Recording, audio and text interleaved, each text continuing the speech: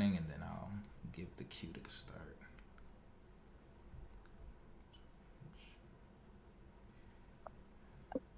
Okay, we are live.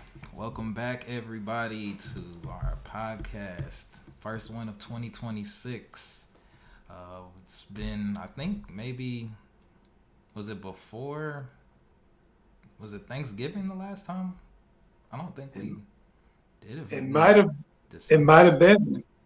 Okay. It might have been, yeah. I think we had to miss some due to the holidays and everything. So, welcome back. I hope everybody had a great end of the year, end of 2025. We are now in 2026, ready to get after it again. Me and Frank will be on our consistent journey once again. We're also joined here today by Marsha. I will let Frank introduce her, and we will have a exciting conversation about executive functioning today. Well, welcome everybody to 2026, the year of the big fix. And at some point, I guess we'll get into that, but that's not really the focus of tonight's discussion. We thought that with this being the new year, you know, when I go into certain parking lots, like a number of the well-known gyms, I'm not going to drop names until they're sponsoring us, right? But the parking lot is loaded. It's stacked. People on those New Year's resolutions, and bravo. I hope they stay like that until July. But along those same lines, because actually we were going to have Marsha on coming up to the end of the year when a lot of people are trying to figure things out going into the new year. And so we said, well, there's an opportunity at the beginning of the year because of the work that she does. So what I'm going to do is I'm going to give you a quick review of her bio just so people can get the breadth of her work. So Marsha Murray is a national board certified health and wellness coach with a passion for guiding individuals towards healthier, more balanced, and purpose driven lives. With a foundation on both academic excellence and real world experience, she combines evidence based coaching strategies with a compassionate, client centered approach. A graduate at Hampton University, they say it's the real HU, I'm not in any of that, with a Bachelor of Arts degree and holding a Master's in Public Administration from Strayer University. Marsha brings both depth and breadth to her coaching practice. She has worked extensively in the recovery space, supporting women on their journeys to healing and wholeness, as well in as well as in behavioral health settings, where she partnered with adults of all ages to strengthen mental health, lifestyle habits, and overall well-being. Her coaching style is fair, firm, and empowering, marked by deep listening, thoughtful questioning, and a steady belief in each client's ability to uncover their own strengths. She creates a safe and supportive space where clients feel seen, heard, and equipped to take meaningful steps toward change. So, with that being said, welcome, Marsha. Well, thank you for having me, and welcome to your entire listening audience. And Happy New Year. I think we still can say that. It's still January. Of course. Um, and it's a pleasure and an honor to be here just to talk about wellness. Now,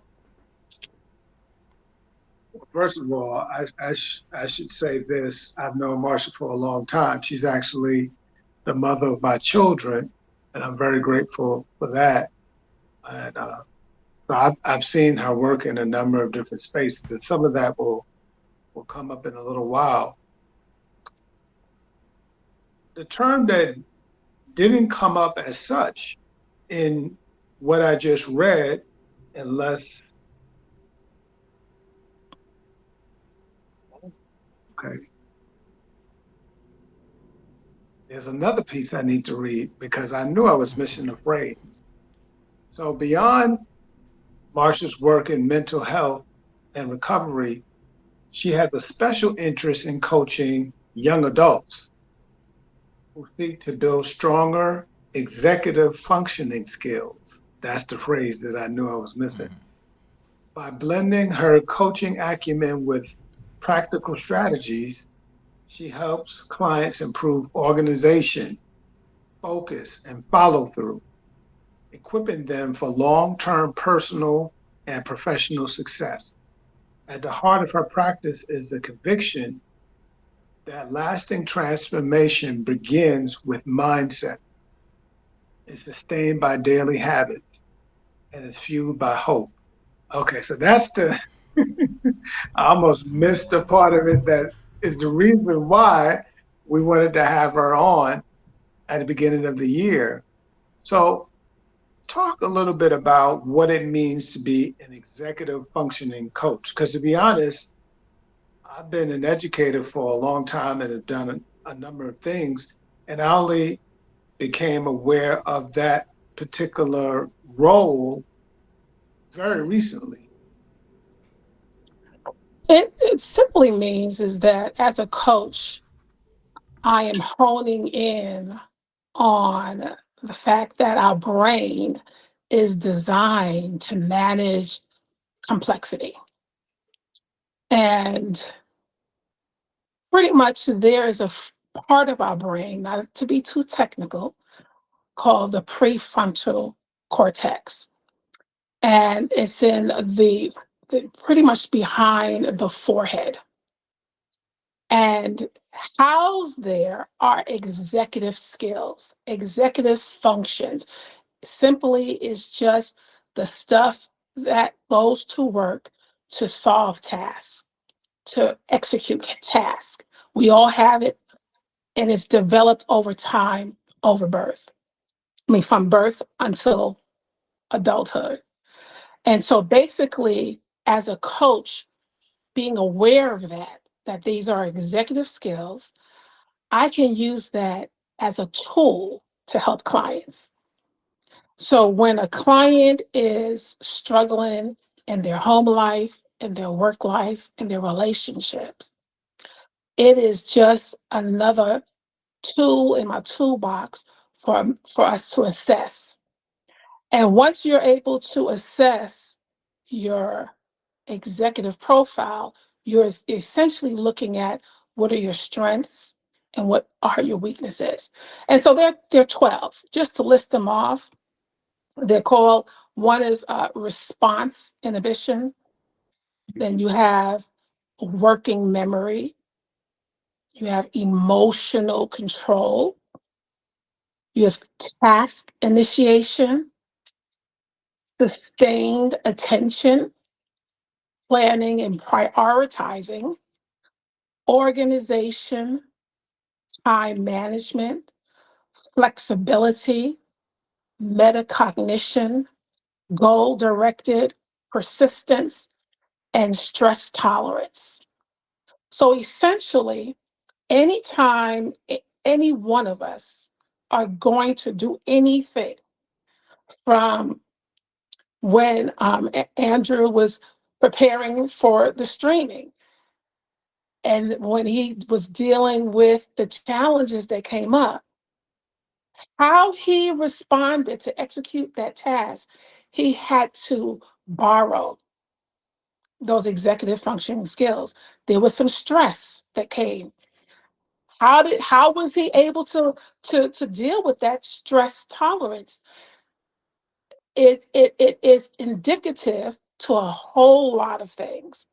You know, whether or not he was able to be calm and to still problem solve, or did it overwhelm him through he threw his hands up and he just couldn't do anything. Some people respond to stress in that way. It just aborts a task and a process, and then their whole lives are aborted because the stress, and they couldn't manage the stress. They're not even aware of it. And so, as a coach, I not only use my coaching structure and my coaching skills, I also look at these tendencies, the executive functions, to help a client navigate life. That's amazing. That sounds like the perfect start to 2026 because I know so many people struggle with multiple of the categories that you had just listed out of those 12. Um, so with that, or Frank, I don't know if you had questions. I might say my No, go questions ahead. a little bit later. Go ahead. No, go ahead. What were we going to ask? Yeah. Um, so when you are dealing with clients, what would you say is the most common struggle that you run across? I guess most frequently out of those 12. Um, Time management, planning, prioritizing. A lot of people have, especially at the top of the year, they have all these laundry lists of things that they want to do, but they get overwhelmed and they may start one or two and then they abandon the whole process. So definitely planning and prioritizing, sustained attention. They'll get stuck. What is the number one thing, as Frank was intimating? So many people at the gym, they start it, but then they can't sustain it.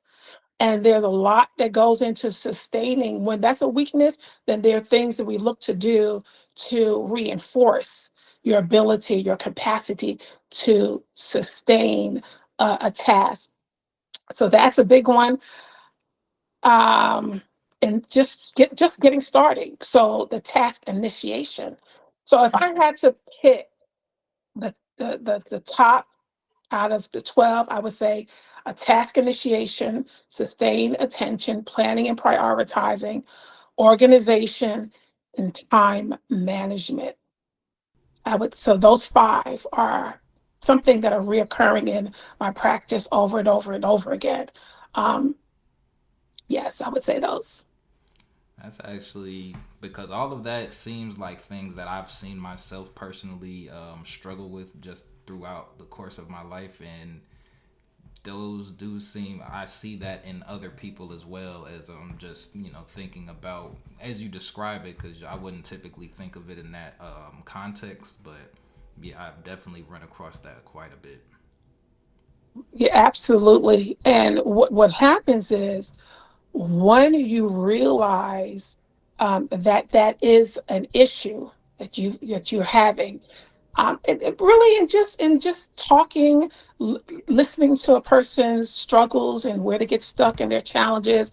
Maybe if they just think about their performances on the job, feedback they may get back from supervisors, being overlooked for a promotion, if they're a student, uh, bad grades, not getting an assignment done, taking too long to get started, procrastination is a big one.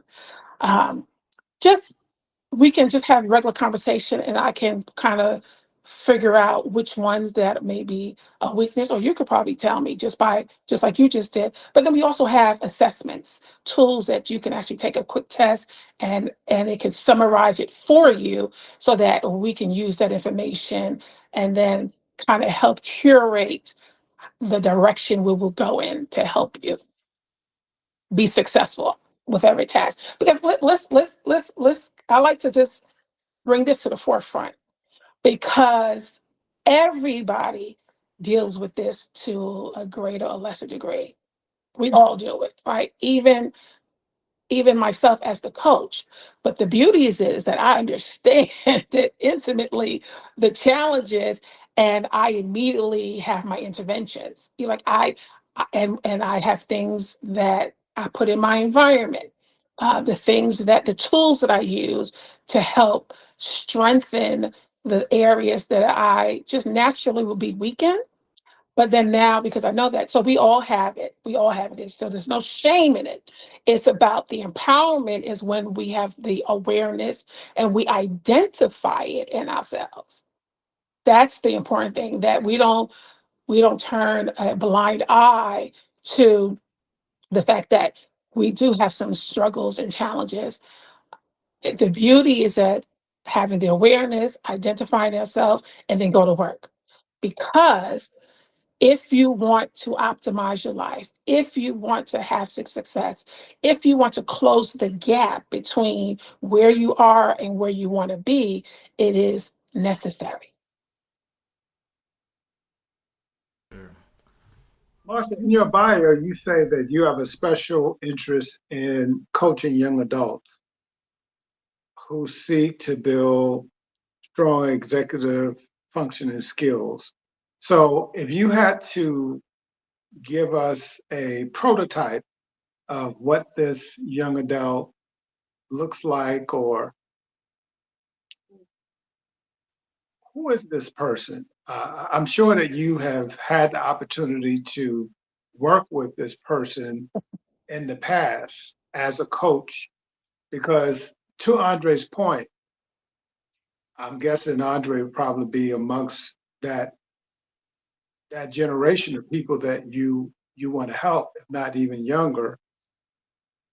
What would be for those people who will, and to be quite honest, to the point that Andre was making earlier, quite a bit of the people who tune into our show, they tune into the show after the fact, which might be common for a lot of people who do podcasts, actually. And Mhm. so for those people who will come on and watch this later, they already, some of the things you already said got their ears perked up. Who would be your typical young person that you would like to work with? Many traits. They can have many traits. Just name a few. Somebody who procrastinates, someone who maybe jumps from one activity to another without finishing, somebody who may have trouble keeping their workspaces or homes clean, very disheveled, who's just simply not aware. They're not maybe connecting the dots. They may seem aloof, maybe clueless of um, the bigger pictures, maybe having trouble in terms of reading the room, being socially awkward, not picking up social cues. And they might really have a really good heart and very kind and nice, but they are stumbling along in life. Maybe chronically late. Maybe they have gotten fired from a few jobs. Um, and it's because they are not the executive skills. They, first of all, they're not even aware that this is a function that they really have control over. It's just it's a skill. It's just like riding a bicycle. And if they were working with somebody to help point out, or if they were able to say, you know what, I've been fired a couple of times. No matter what I do, I can't find my keys. No matter I try hard, but I'm always late. Um, I wake up in time to go to work, but I get lost in time and I get to work late, even though I got up on time. It's just these constant little trips and hiccups. Um, those are prime candidates. And typically, a lot of times, young people, because they're navigating maybe from being at home with their parents, and now they don't have as much guidance, and so that holding hand support that they may have had before.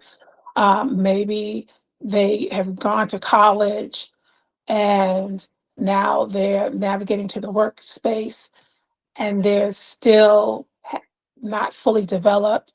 And so those are, in terms of young people, those are the young people that if they just had somebody to help them navigate through that and figure out really who they are and look at what can I do to overcompensate from areas that I may be weak, and what are some strengths that I have that I can use to help complete a task or goal that they have.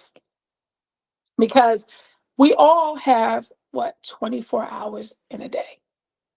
And what makes up our life for all of us is our time and our action. What what are we doing with our time? What is the quality of our time? And what are we doing with it? And so the time management piece, some people it escapes them. And so if we can work on strengthening time management that can navigate to get through the day. Maybe it is we have to look at the flow of your day or the flow of your week. So we look at in terms of the executive function, again, it's just a tool, but we have to use a lot of other coaching skills and structures and processes so that it's the glue that it fits all together. It's not in a vacuum because the reason why we identify these executive skills is to support the values that people want to live out in their lives, to support the goals, the outcomes, the visions that they have for themselves. So we're just connecting the dots so that they can live and optimize their lives. I think that sounds like when you were talking about being in college, I think that was probably the time it was exposed in my life to where, like, okay, there are some things that I can improve on, especially moving away from home, having to, adapt to being on campus, have a job. So just organizing and managing a lot of different things, going to class, going to work, relationships, friends, all of that. So trying to balance all that. I think if I had an executive coach, my friend, or probably my sophomore year in school when I went away to live away from home for the first time, that would have helped my transition a little bit better. But I also see, I think college was, since he got exposed there, that's like an area where I think I had to kind of train myself to get some of those executive functionings up to par. And I think what happens is a lot of people who aren't thrown into an environment like that don't ever have the chance to develop that on their own. So that's where seeking out someone of your profession could possibly help somebody who feels that they're struggling with some of the decision making that she had mentioned earlier. Yeah, absolutely. And you're right.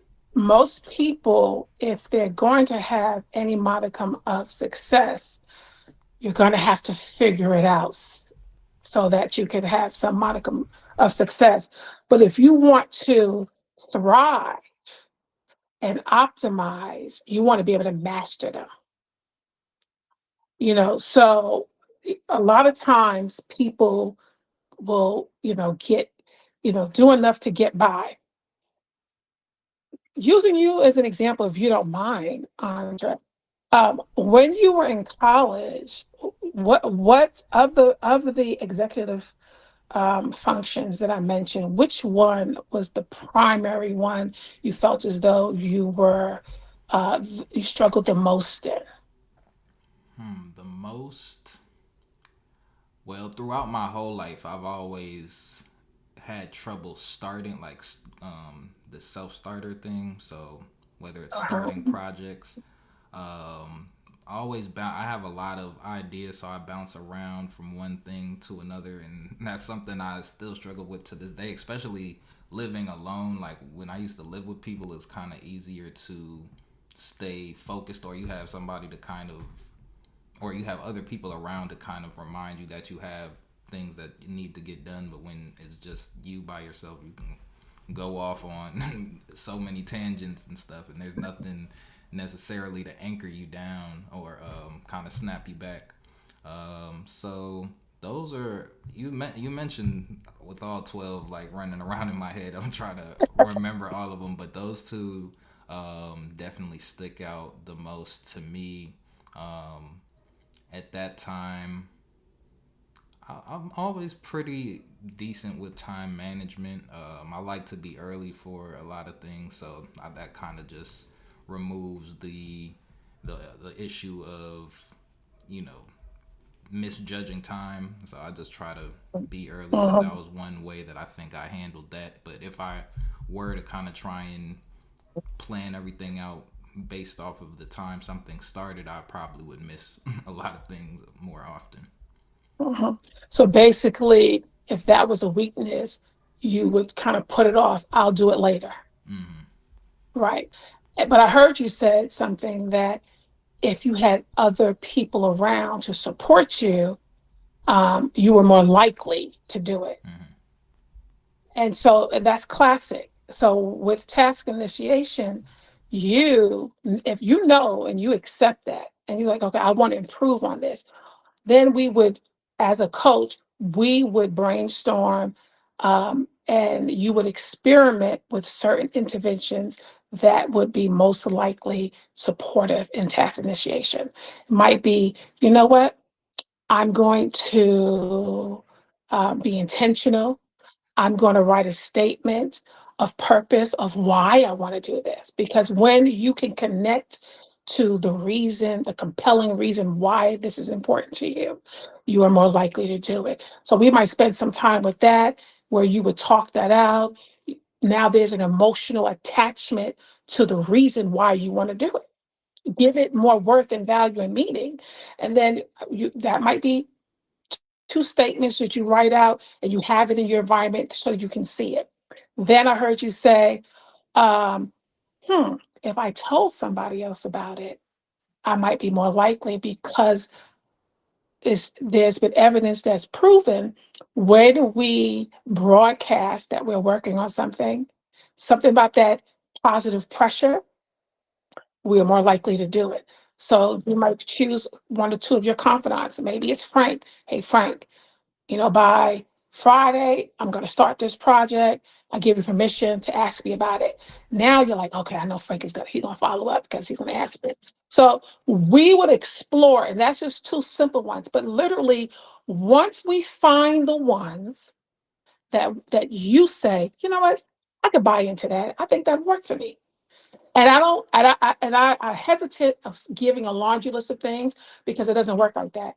It is collaborative and it is exploratory and it's a discovery base because you have the room to try something. If it doesn't work, we try something else. But we do know that I do know there's a laundry list of things. Um, and if you get stuck, I can make a recommendation. But I really, in the coaching process, is key. Is that I want it's about self-efficacy. It's about you having your own ability and agency to do a thing. And that is the work that I do, is to draw that out of you. But I know because I have the tools I know, Andrew said that that's an issue, task initiation. So we're going to do a lot of work around that. We'll have a lot of conversation. We're going to massage it. You're going to practice it. It's going to skill. And week by week, we will work on that until a month later, it becomes a muscle that has been built, just like going to the gym. Because because you're this, I know I'm going to do this to overcome that. And that is the approach that we use with every executive functioning skill when it's weak. And we look for the strengths. And sometimes some other strengths can help. If time management is a good skill, that you have.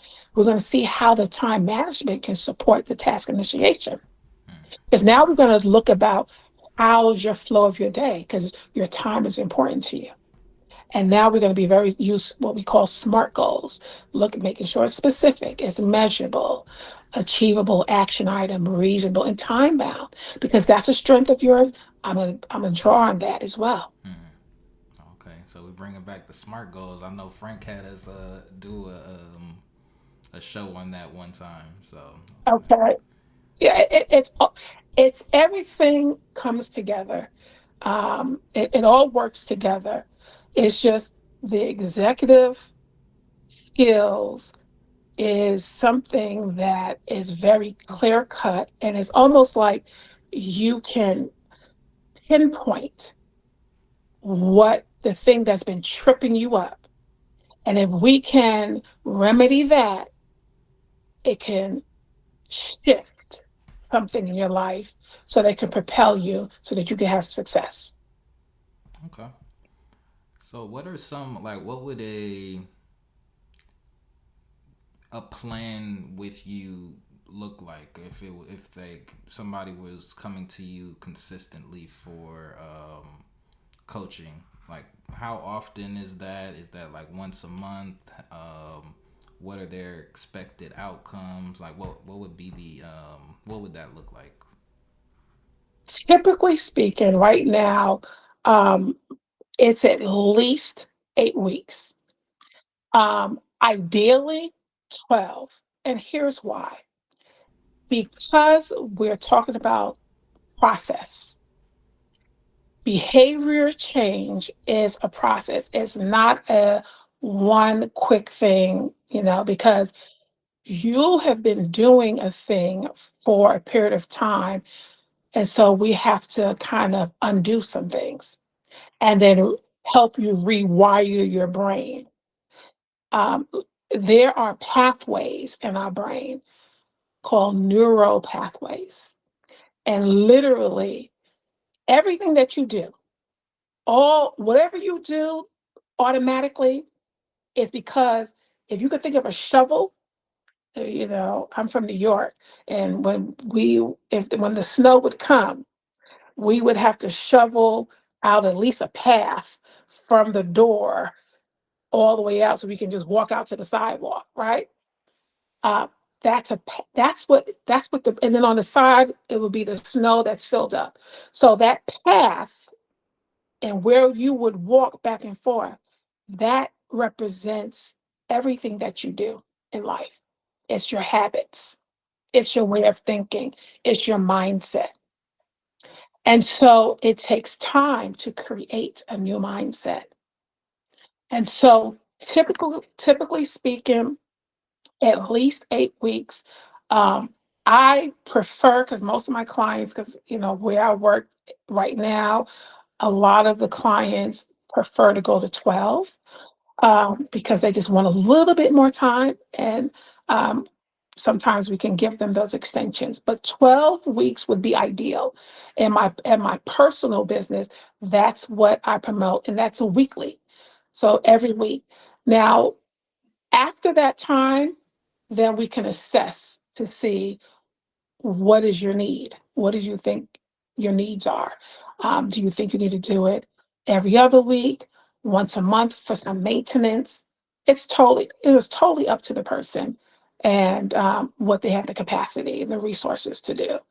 But ideally, just somebody off the street, never been coached before, and they have so much going on because they're layers, as I was saying. I know we are focused on executive skills, but I like to use the analysis as we all can relate to working out. You know, a lot of times when we want to strengthen a muscle, we don't just target that main muscle, we target the muscles around the focal muscle that we want strengthened. If I want to strengthen my knee, I'm going to work on my thigh, my calves, if I want to strengthen my core, it's a lot of times we do exercises that to strengthen the arms and the back and the shoulders and the gluteus maximus and everything comes to strengthen another muscle. So that's what coaching is like. I was working with someone yesterday and we were talking about improving her sleep because her sleep is horrible. And we talked about the typical aspects of, okay, what's the room environment? Is it dark? Is it quiet? Is it the right temperature? Not to cut you off, I'm curious, what around what age, if you're not at liberty to say the exact age, around what age was this person? Oh, the Was this person I was lady? talking to yesterday. Yeah. Oh, that person was in her 40s. Okay. Oh, And so we talked about all those things, but guess what? As we talked, we identified another issue that was impacting the sleep that was not as obvious. One, she's eating a big meal 45 minutes before her bedtime. Well, that will impact the quality of your sleep. And this is somebody who's 40 years old. You would think, so there's no judgment because there's people of all ages that just don't have the know-how. They, and they might know one thing, but they don't know how to really put it all together. Then we talked about it. So it's just I don't want to assume anything, but when we're going to sleep, our bodies, if we're eating so close to bedtime, our bodies is not working on restoration, is working on digestion. Because it has so much food in there to digest, is working overtime. You're not being able to relax and to go to sleep. There's a lot of research that says we should have a space of at least 3 to 4 hours before bedtime, like no consumption. That's just the research, and don't take my word for it. Go read, go do your reading, and that I do that with my clients.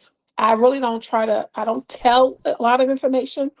We discover, and I ask them what they know, and then because of my credentials, I can speak a little bit about nutrition, basic stuff. I don't go too deep because ethically, there is a scope of practice I have to make sure I'm in, but because of my credential as a national board certified health and wellness coaching, I can talk the basics about nutrition and exercise and those things. So uh, I was able to tell her that, as well as exercise. She's not exercising. Well, if you're exercising, that also helps you sleep better. And so it takes so much to unravel. It is such, for me, a joy. It's exciting because I do have a wealth of knowledge, and I'm not telling you all of the knowledge. What it is through my asking of questions and finding out more about what you want and the vision you have for your life. I now, through reflection and asking questions, can kind of draw it out of you using the coach approach of motivational interviewing. um, I can help you get to where it is that you're trying to go. So it's very, very complex, a lot of layers, and it takes time. So I guess that was a long way to answer your question. yeah, but it's funny how if we listen carefully, we can get answers to questions because I know the reason why I asked you the age of the person that you were referring to. I know a young lady, she's in her early 20s and she suffers from severe insomnia. Now, I remember having a colleague years ago who was actually at the time cusping on 50. And we know that when adults start to have shifts with hormones, that will lead to an onset of sleeping challenges. But we don't we don't see people have those kind of challenges with sleeping that early in life unless there's a cause. And I noticed with this person that I'm referring to, it would be, I mean, late, and the person would say, I just finished eating. And it would be like 11:30. And I'm thinking like, what do you mean? And today we're in a different world. So we now deal with people on other parts of the planet. And so this person is actually in a different country. And I was thinking to myself, wait a minute, I think I know what time it is there. And it's late there. You're just eating. And, as a spiritual person, sometimes you're trying to figure out this complicated thing when it's real simple. The reason why, probably, now, of course, like you said, there's layers, but there's a good possibility that her problem is that she's eating too late because it seems to happen all the time. So very interesting. Very interesting. There are, believe it or not, um, Frank, there are more, let me say it this way, issues and challenges that used to be reserved for people who are older are now being experienced in people who are younger and younger. Because I see clients literally from 18 to probably 87. Um, and younger and younger am I seeing people suffering from chronic diseases. And that is because of the lifestyle, the way of the world and the lifestyle that is supported. There is such a go, go, go, grind, grind, grind um, culture. The culture is really creating the sickness. And so people are attached to their technology. That's a big one. That the computers, the phones, um, that is in arm's length of everything that we do. And so that's a disruptor to the sleep. Our minds are racing. And we talked about one of the executive functions is the stress tolerance and just stress, managing our stress. What are we doing? Or is there any rest that is a part of your day, your flow of your day? Is that intentional? Is it, for most people, it is not. And so that's something that is addressed in the culture. Like I said, there's so many layers to unpack. And when a person is motivated, when they really want change and they want the ease and not the dis-ease, um, the length of time will pretty much dictate that. It all depends on what the person wants to get out of it. Do they want a quick fix? Are we just focusing on one thing and that's it? Or is it an overhaul? It all depends. Coaching is not a cookie cutter um, situation. It is all based on what does the person want to get out of it? What type of change do they want? You know, are they trying to overall their health? Are they trying to overall just feeling at ease? Are they trying to perform better at work? Are they trying to have a better home environment? Are they trying to maximize their relationships? It all depends because I'm dealing with the mental, the emotional, the physical. So I've got a question for you, Andre, Mhm. because those people who watch our show know that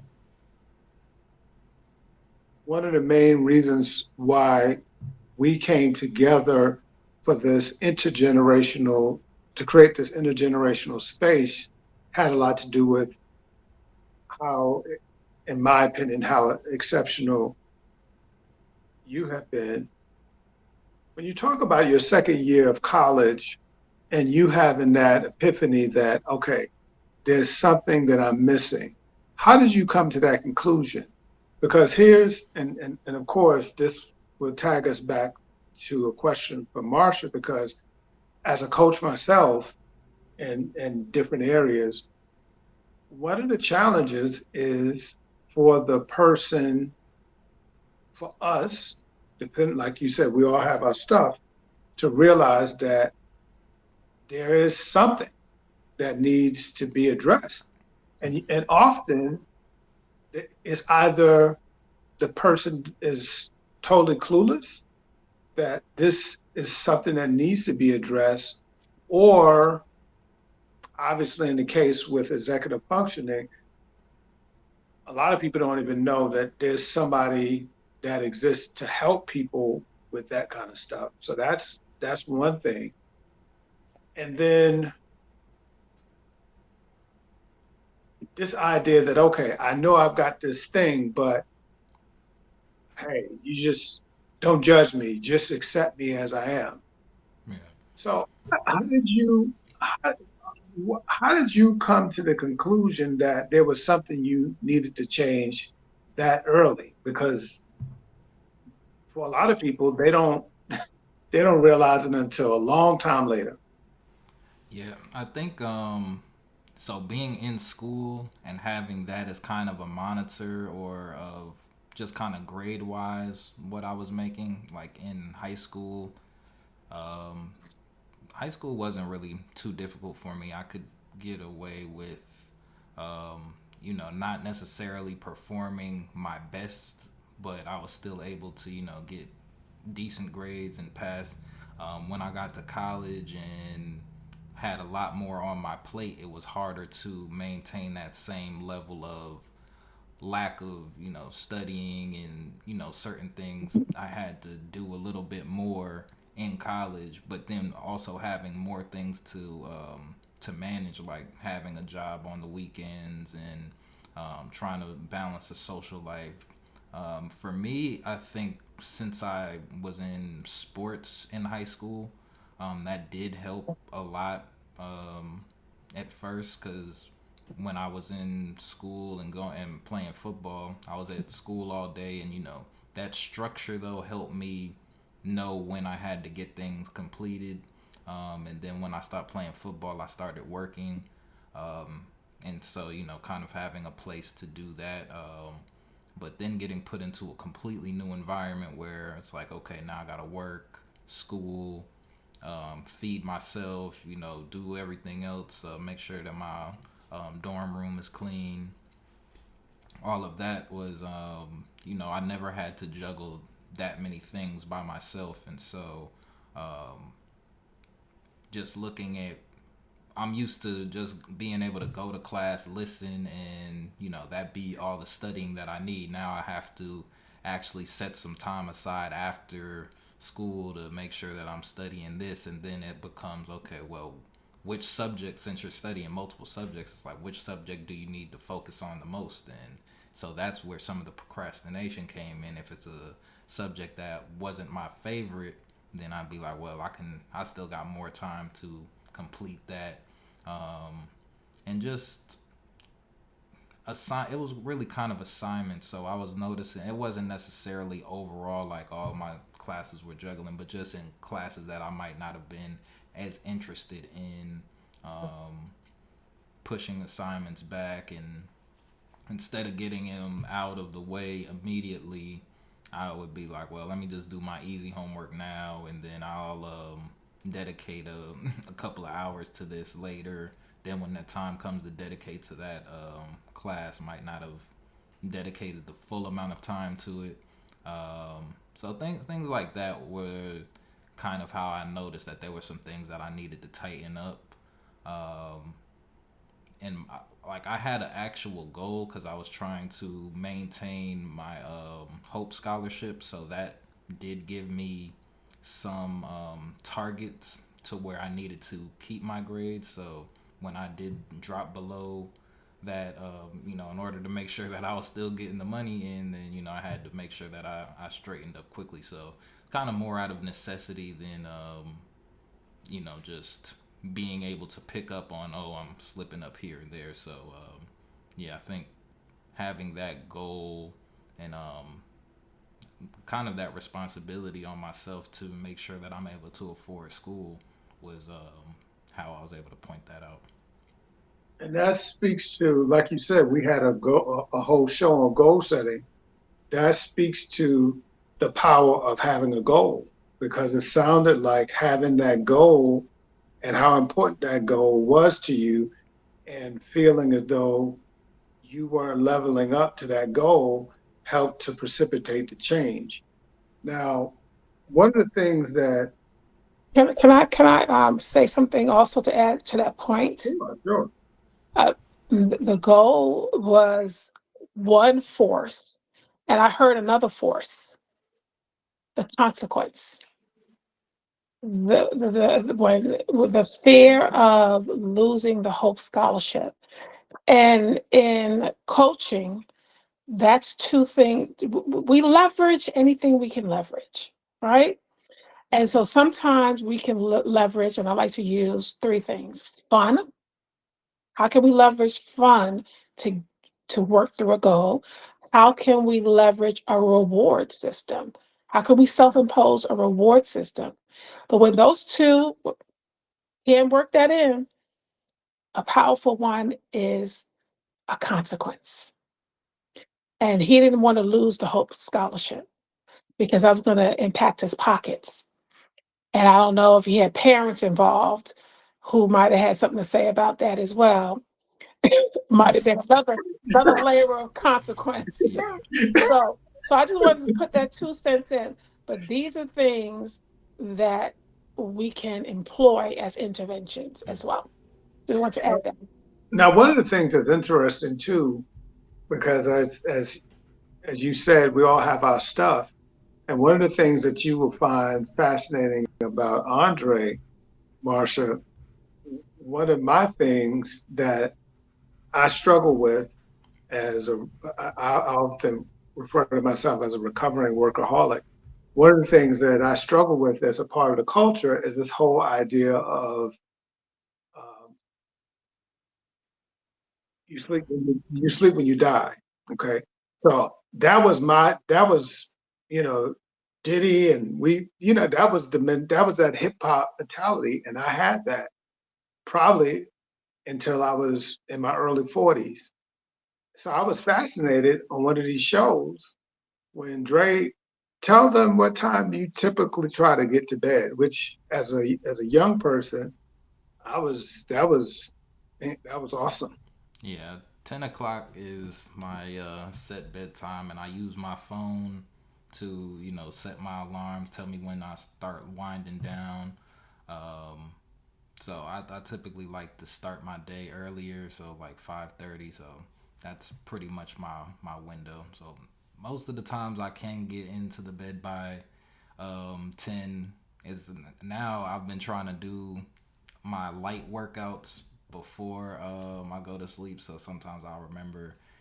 It's not. It's just like couple of sets of squats and push-ups. So nothing too intense. But I'm pretty much getting to the bed before around 10, and then waking up at 5:30 to walk in the morning. So that's my That's schedule and routine. that's a strong practice, and that's actually mirrors mine. But I had to work there because I, you know, years ago, I was one of those who didn't want to go to bed. Yeah.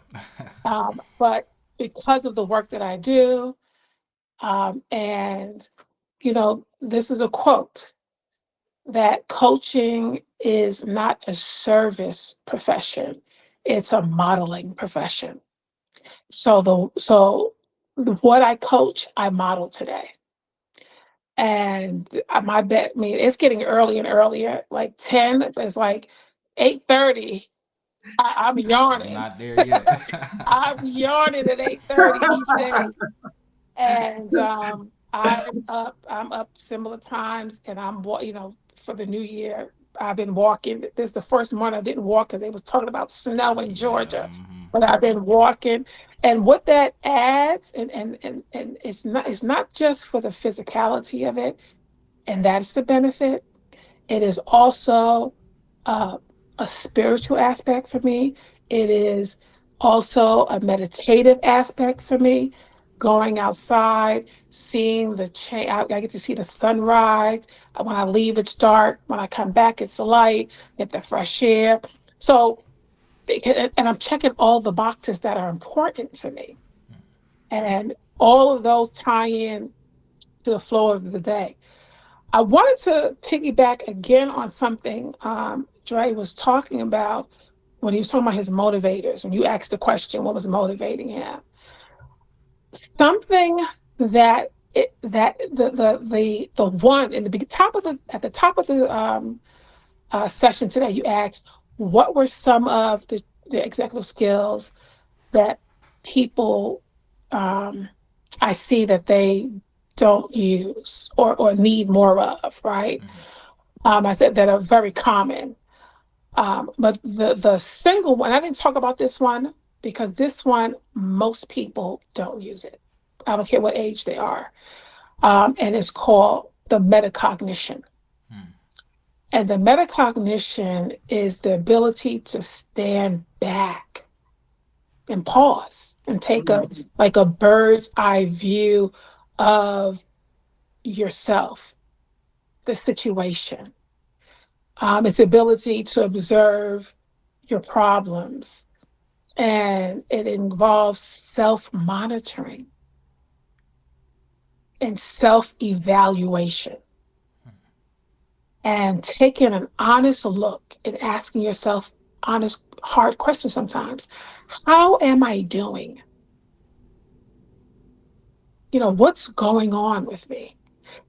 That requires pausing, stopping, getting quiet, getting still, reflective, and waiting, and maybe journaling, slowing down.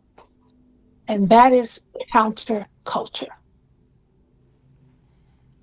That's right. But that is one of the strongest skill a person can execute that can revolutionize their lives. Because that's how you get to identify the issues, the problems. Because you stop long enough and you ask yourself some questions and you're listening, you're looking, and you're going within. And for people in the spiritual community, that's your time to pray and seek God for help. There was a scripture I wanted to, and I wrote it down. I wanted to share. I think it's timely now for me to mention it, and that is Proverbs 25:28. He who has no rule over his own spirit is like a city that is broken down without walls. And metacognition allows you to check in with yourself, with your spirit, so that you can be built up, so that you can optimize your life. It's like an oxymoron. We, in the spiritual circles, if you are practicing, there is the concept of the Sabbath. Practicing, some religions or some sects of religion, they practice a Sabbath. And that is an opportunity to rest, to recover. What if you had that as a flow in your day? When are you resting and recovering? When are you pausing, reflecting, and having that self-reflection, that self-monitoring, that self-evaluation? That is how you catch things and pivot and make changes and correct. So I know that there's a number of things because each person is different. However, one of the things that I see a lot of, and Dre and I talk about this, and he may hear certain feedback in his circles because well, we've been doing this for about 2 years now. Is it? Is it about 2 years? Yeah. And you know, you always run into those people that will say, they want to do this, they want to do that. How how do you, as a coach, help people to just simply show up in the space that they say they want to be in, but for various reasons are not showing up? Because let me say this, going back to how and why we ended up working together, how I met Dre in the first place was there was a community meeting. And I think we would meet every 2 or 3 weeks or something like that. I can't remember. This is maybe 4 years ago. Yeah. And I noticed that this particular young man was actually showing up at the meeting. And I'm thinking, like, who's this guy? Because, of course, often with those in person meetings, the people who were more prone to show up have white hair or gray hair because, they hit their head enough times to figure out that they need to. So it was different for somebody in his age group to actually show up. So I know one of your target groups is young adults. How do you help them to show up in the spaces that they say that they want to be in? It always starts with conversation and having them envision what it is that they want. Envisioning is really them looking into the future and saying 6 months from now, a year from now, whatever that timeline is, and picturing what is it that they want, whatever that is, whatever that might be. And now, once they have that fully distilled in view, okay, now let's look at where we are. And now assess just how important it is for them to make changes. How motivated are you to take actionable steps to get from where you are right now to where you are there, to where you are? And that is through conversation. Now, what might come up in the conversation is like, I really want it, I just don't know how to. Well, let's talk about some barriers. And they might have legitimate barriers. And then we work through piece by piece how we work past the barriers. What other support do you need to get you here? What and that is the process, and that is the coaching process, because now we are again, this it has to be something that they really want. Now, there's thing in coaching, there's a readiness to change. There are stages of change. And we have to assess that. The only time I work with a person is when they have to be at least in the contemplative stage. If they're in the pre-contemplative stage where they don't think there's nothing for me to do, there's nothing for us to do, right? So I don't work with just any and everybody. They have to qualify to work. They have to really want to I'm okay if you're contemplating, like, I'm figuring it out. But then now let's do some preparation. And that's what some of the weeks of working together is true preparation, because there's some things that we have to do. Maybe you have to do some research. We need to experiment with a couple of different things before we can take an active step towards the goal. That's a part of the coaching process. And I lay that all out so a person is, and if they're willing, yes, because guess what?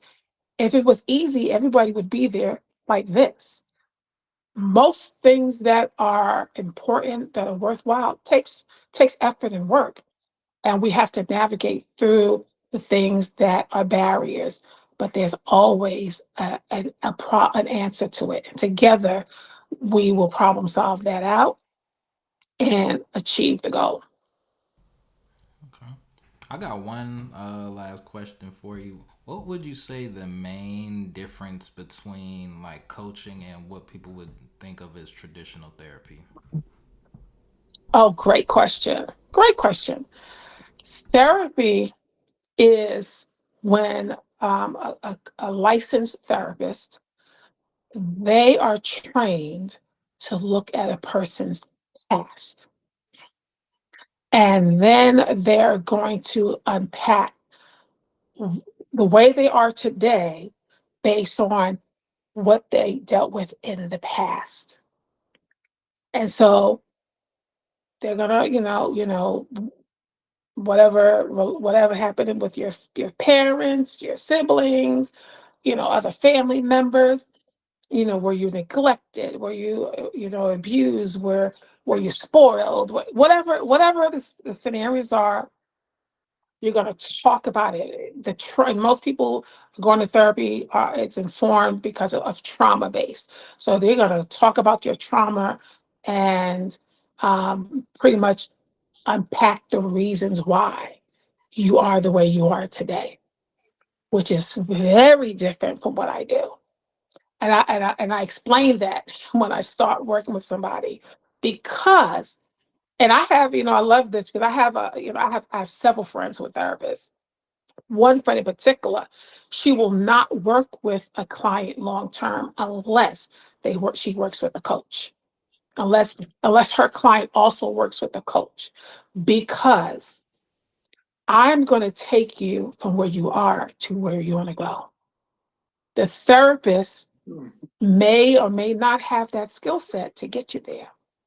They might just dwell in the space of letting you understand why you are the way you are and helping you um, unravel and how to treat and heal right now.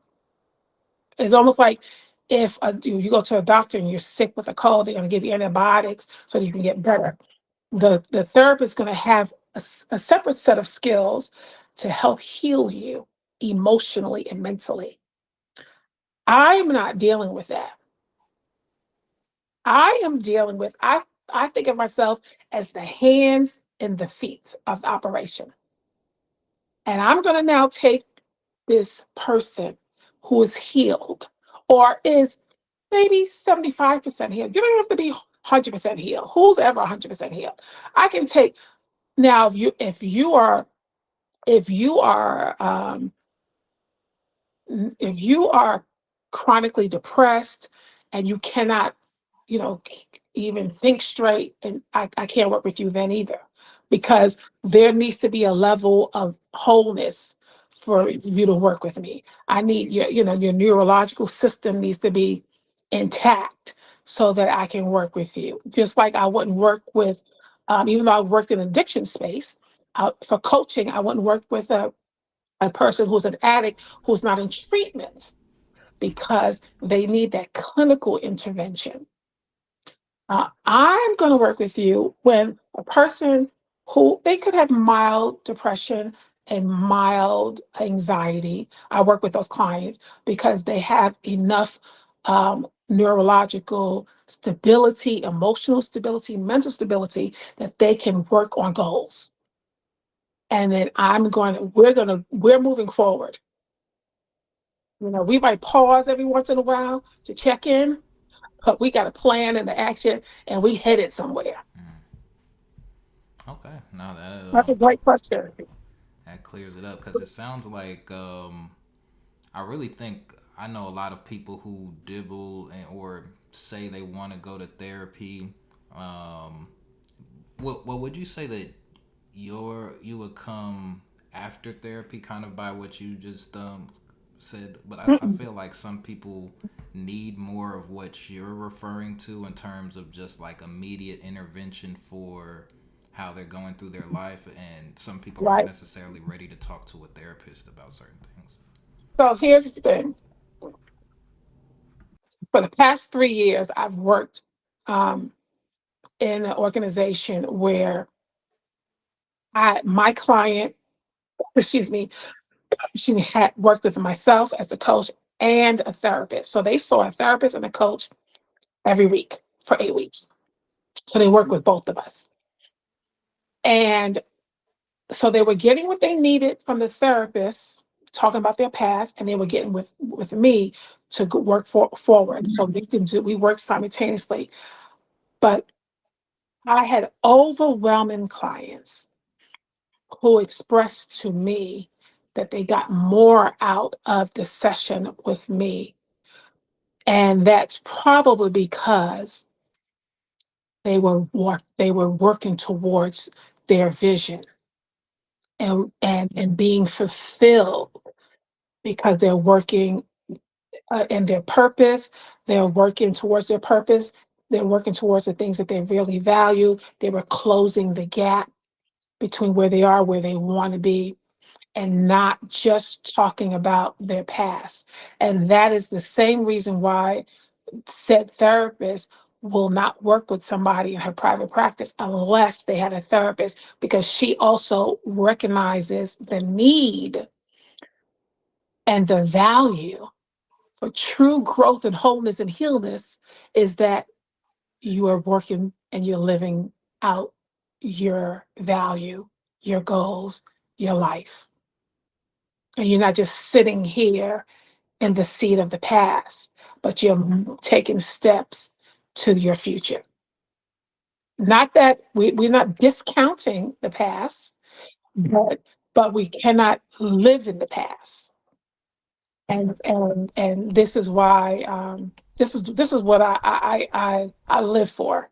You know, when Frank and I were together years ago, it's amazing, right? I was reflecting on that today, as I knew I was going to be on your platform. And there was a business title that he named, which was Farmers from Eden. We grow people. And here it is today. I feel as though my life, the intersection of my life, um, is one and the same. The call on my life, the my natural talents and ability, of what I do for a living, and what I do even as my spiritual employment at my place of worship, all has to do with helping people optimize and grow their lives. And this has been, I know this is who I am. This is why I was created in the earth to do this work. I do it. Uh, it's just a complete joy and honor to be able to serve God and people in this way, to help them maximize their lives. And my three children, they get the benefit of a mom who has probably coached them their entire lives. And at now that they're young adults, I really work hard to take off the parent hat and put on the coach's hat in a more professional way, because now that they are young adults. And my middle child always reminds me Ma, do you talk to your clients like that? And I'm like, okay, I have to dial it back, take off the parent hat and put on the coach hat with him. The middle child is the one that you had the chance to speak to, Dre. Yeah, that's Yeah. so as we begin to wrap up, first of all, this has been this has been great. I think Dre would agree. Do you kind of following up with the questions that Dre just asked? There are going to be those people who kind of see the work that you do in the health and wellness space. Are you in a position where you can accept insurance? Because for a lot of people in that space, that's how they've grown accustomed to paying for things. And following up with that, I guess at some point we definitely want you to share with our audience how people can reach out to you for services.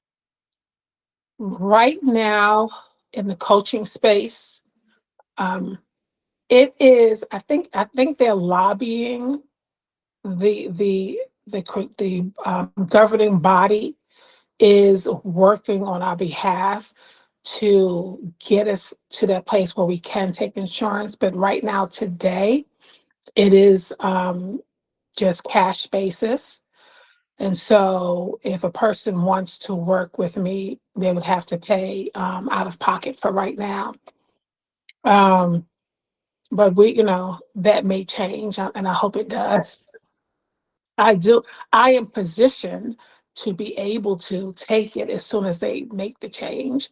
I have my business name and the necessary codes to do that. The name of my business for your listener audience, and I would love to work with anybody who's ready to optimize and to thrive. Um, the name of my business is Just One Coach, and it's spelled out in all words. The number one is spelled out JUSTONECOACH, Just One Coach. But if you want to work with me, you can just email me, and it would be Just One Coach and my name, Marsha, MARSHA, @gmail.com. And just shoot me a text saying that I want coaching, and I'll reach out to you with next steps. Okay. And I will include all of her information in the bio. Marsha, if you just shoot me over that information again at the end, Sure. we can definitely make sure that that information is readily available. Any links that you want to provide, I'll have those in the bio for everyone. Okay. Thank you. And thank you so much for telling us about executive functioning. Like, this is perfect for our first episode back, the first episode of 2026, starting off strong, giving people something to work towards and analyze about themselves. So that's a big thing that we focus on here on this platform, and definitely would love to have you back on as a guest in the future for any time that you're free and available, because this was an amazing conversation. Thank you. I thoroughly enjoyed it myself, and it was definitely my pleasure. Thank you all for having me. So just to end off, I know, Frank, your birthday is coming up. My birthday is tomorrow. So we're filming this on the 22nd. My birthday is on the 23rd. So Wow. I Happy will, birthday. thank you. I'll be How 32. old will you be? I'm turning 32. Oh, wow. You're a baby. I'm in the middle now. I'm right in the middle now. So I'm up to some people. I'm up to some people, but no, I'm very blessed to have reached the age of 32. I'm very thankful to be where I am. Actually, Frank, so what I'm wearing right now, I didn't even get to tell you. I've been making my hoodies, the official We the Sauce hoodie. So Oh I'm wearing wow. one right now. Let me see, what's it called? The brand is We the Sauce. So this is the front. That's kind of like a Oh, sauce. That's that's the nice. city of Atlanta. Hold on, let me. It's really the Oh, back. Hold nice. on, let me see. I don't know if you can see. Oh yeah. We, I okay, like that. okay, let me see, wait, establish, it says establish something. Yeah, in 2016. Yep. Okay. So So That's what's up. we the sauce, yes. what is that? What is that? So We the Sauce is the brand. I've been working on this for. This is the 10-year anniversary. So it started in 2016.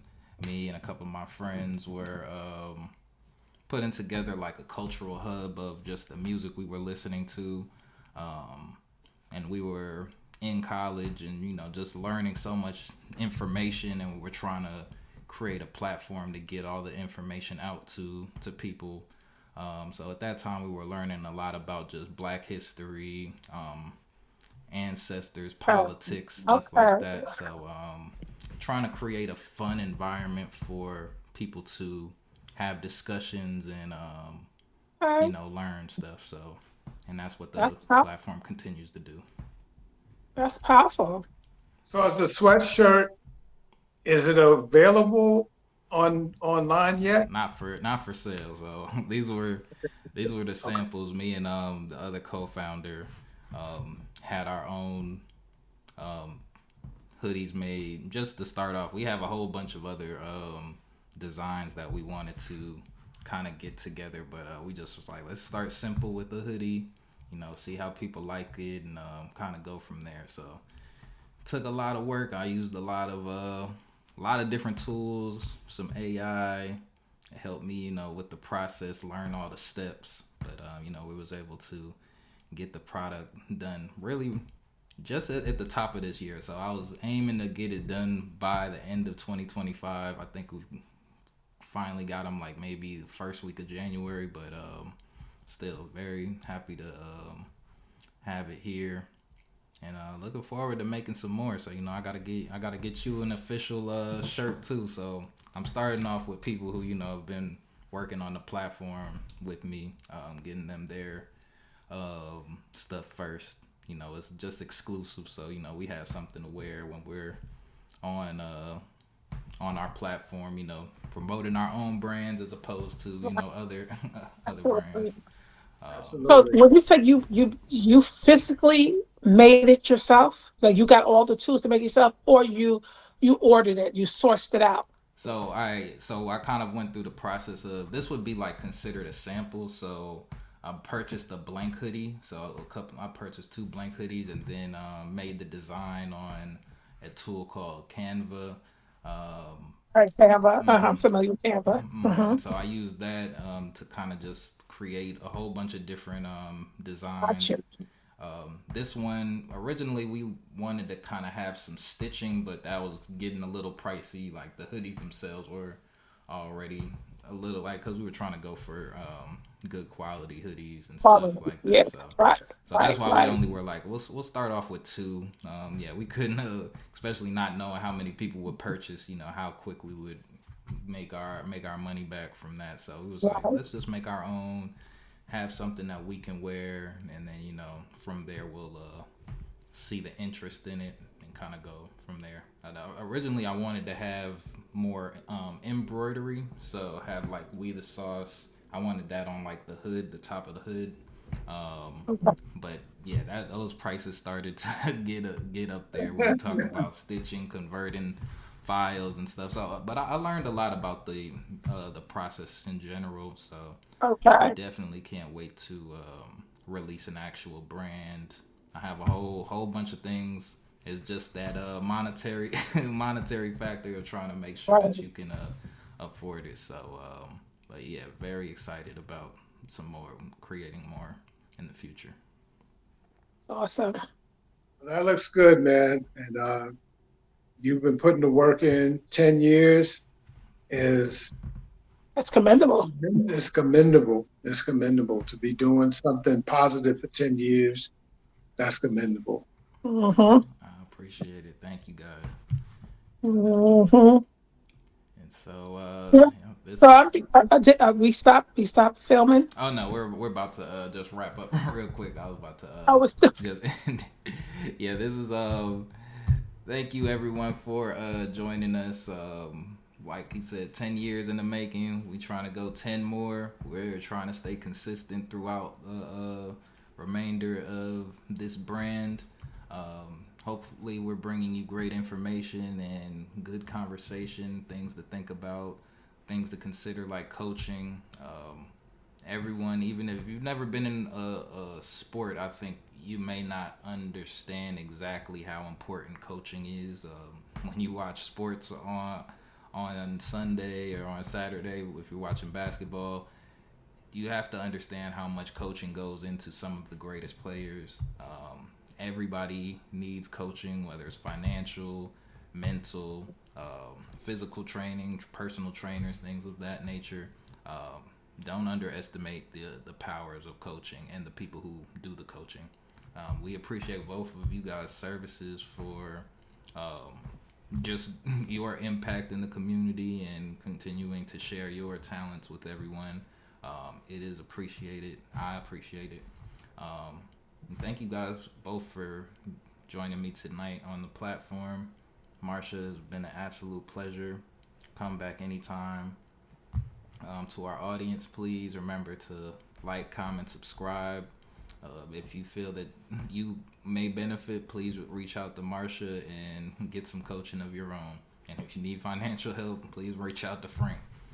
Anything else I can help you with, maybe some AI or something if you want coaching from me. But yes, thank you so much everybody for joining us, and we will see you next time.